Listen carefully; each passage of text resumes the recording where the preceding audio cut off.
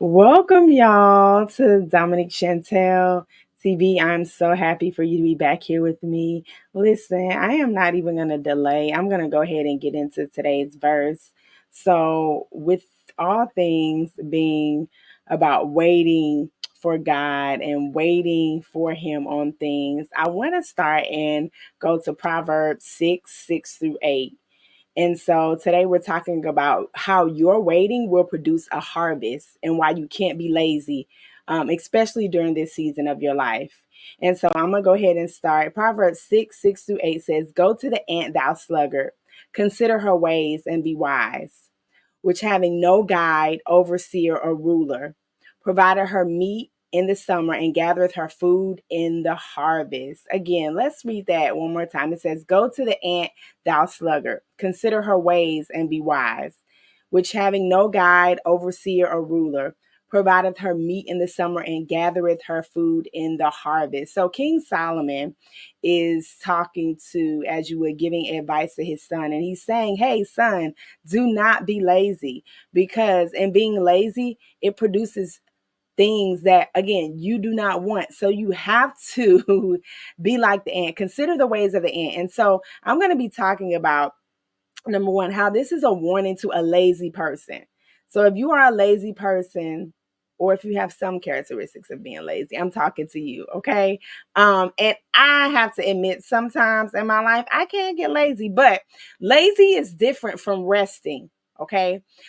Lazy is a person that has no motivation, has no initiative, and like you don't feel like doing anything anytime. That's a lazy person, a person who does not work, a person who has to be told what to do all the time. And I'm going to talk about how that can ruin the harvest that God is preparing for you. So let's go ahead and get into it. So again, warning to all lazy people, right? And King Solomon is saying you can't be lazy and expect to be successful. In fact, a lazy person is an irresponsible person. That means you can't be trusted with huge matters or with matters where people can rely on you. Get that?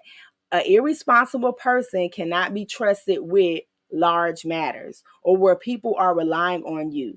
Let's just say, I'm just sorry, but you cannot be an irresponsible person, and then be a great mom, right? A great wife. Because if you're irresponsible all the time, that will start to lean into, and that will start to basically affect the lives of your kids and everybody attached to you.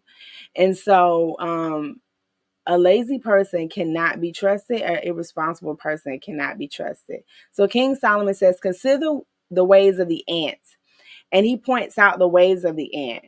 Um, Again, an ant has no leader or overseer or commander to direct them. So that means you shouldn't always have someone having to tell you what to do.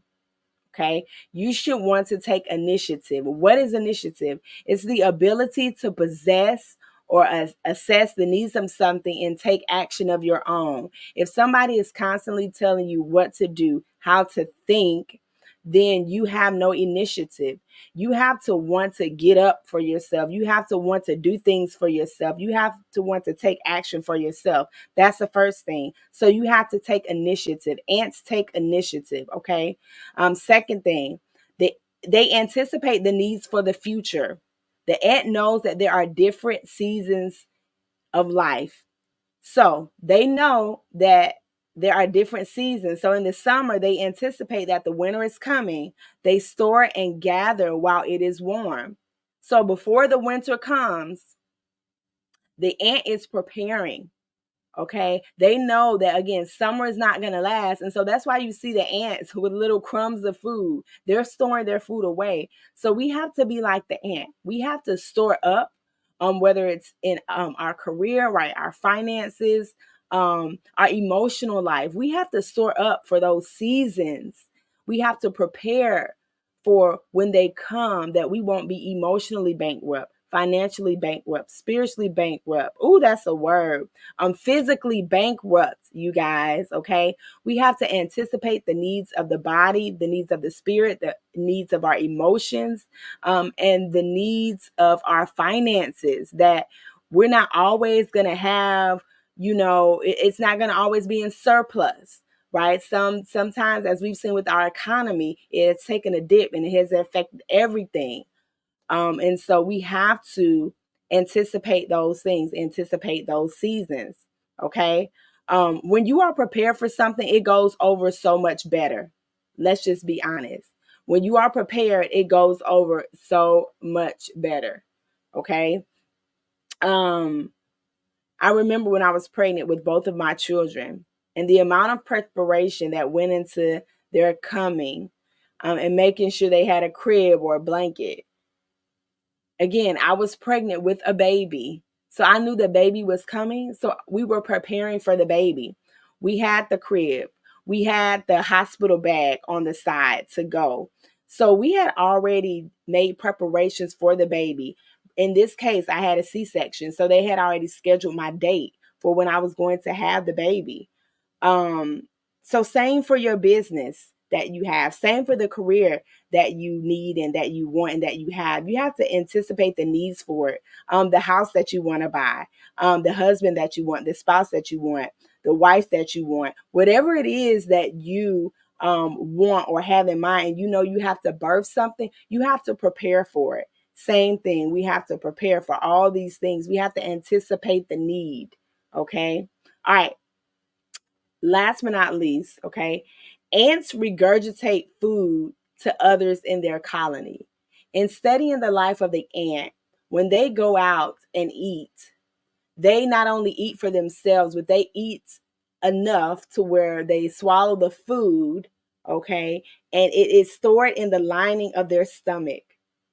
And then when they come back to the colony, they regurgitate the food. Come on, somebody, and give it to the other ants in their colony.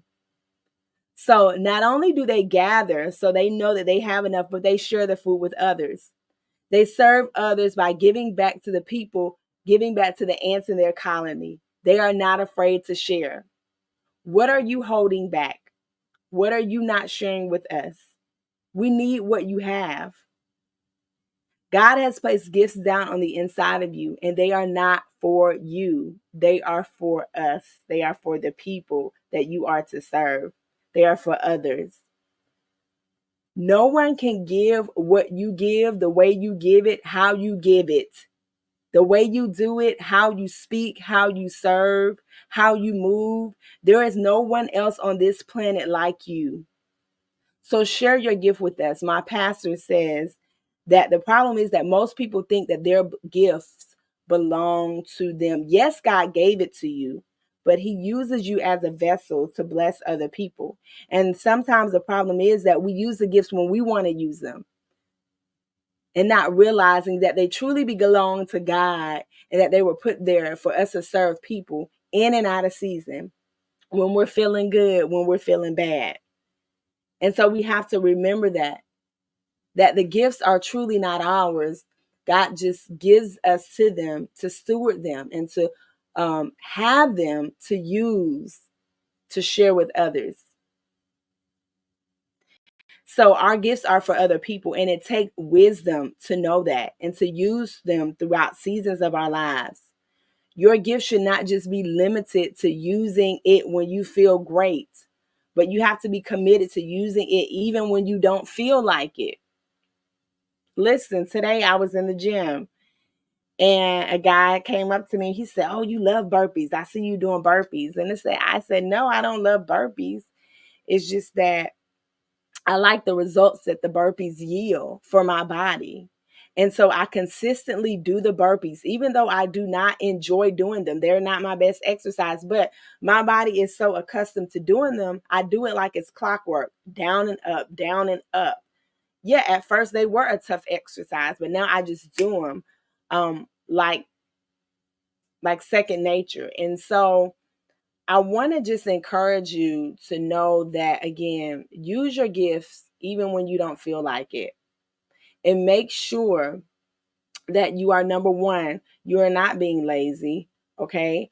That you are anticipating the needs for the future, that you are taking initiative, and that you are regurgitating what you are learning, the food that you have, the knowledge, the wisdom, and giving it back to people around you, serving others in the process.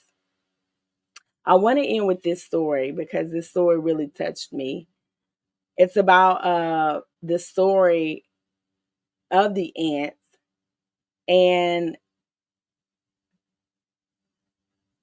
I gotta find it first. So I lost the story. Oh my goodness. But I am going to find it. So I know it is here. I was prepared. Yeah, I was prepared. So here's the story.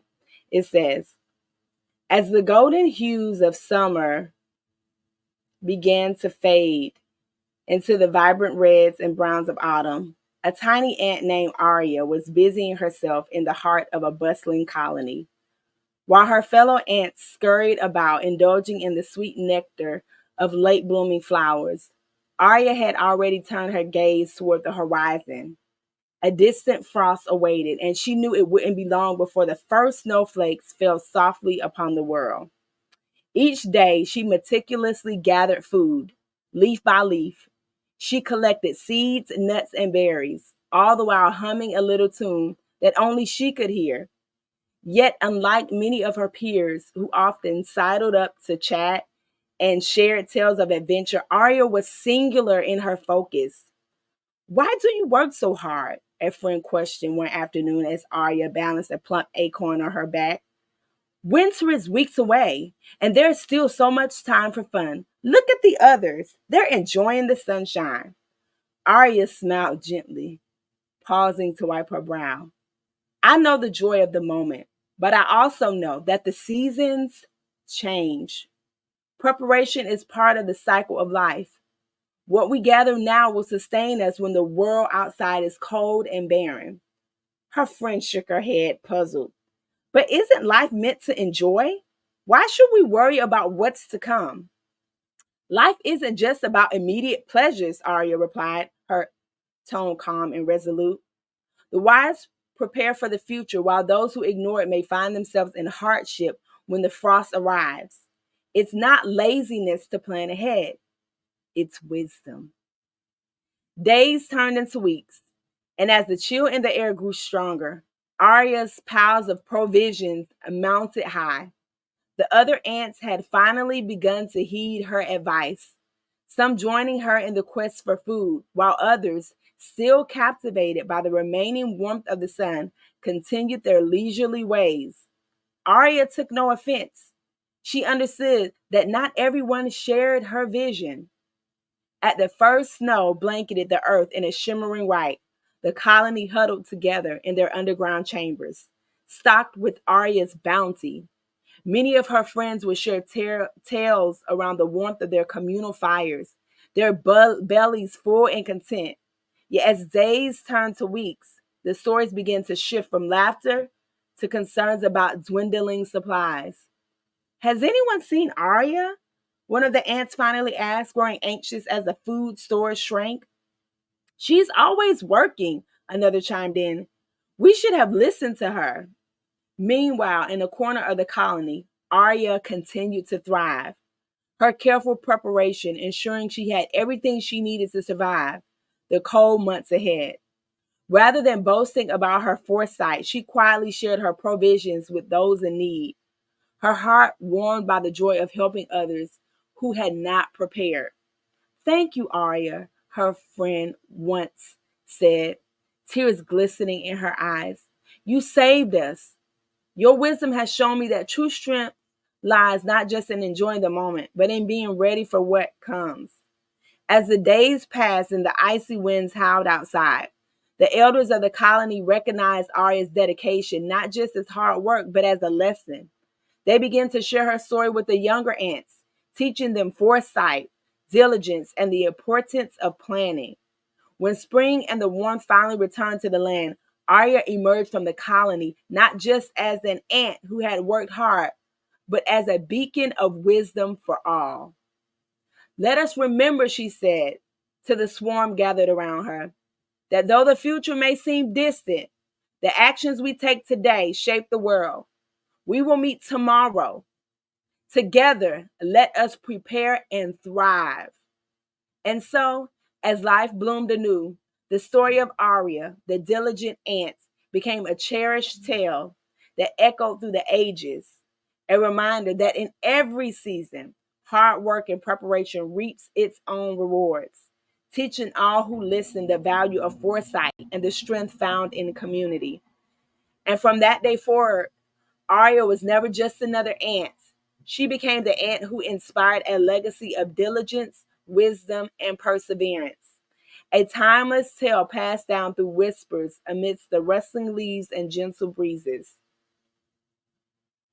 Listen, I want you just to reflect on the lessons of the humble ant named Arya, and perhaps a small change in our own routines to help us prepare, to plan, and to embrace the wisdom of mindful anticipation, because